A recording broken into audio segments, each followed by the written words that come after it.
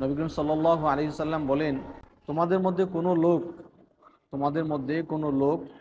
হারানো প্রাণী খুঁজে পাওয়ার পর যে পরিমাণ আনন্দিত হয়, কোনো প্রাণী হারায় গেলে সেটা খুঁজে পাওয়ার পর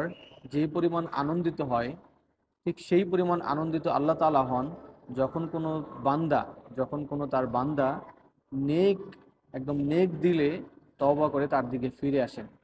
যখন আপনি নেক দিলে ফিরে আসেন, আল্লাহ তাআলা ঠিক এই পরিমাণ খুশি হন। সো আমরা দিন শেষে প্রতিদিন যখন ঘুমাইতে যাই, এটা আমাদের সারা জীবনে একটা অভ্যাস করতে পারি। যখন আমরা ঘুমাইতে যাই, যে সারাদিন আমার সাথে যদি কেউ অন্যায় করে থাকে, অথবা আমি যদি কারোর সাথে অন্যায় করে থাকি, আমি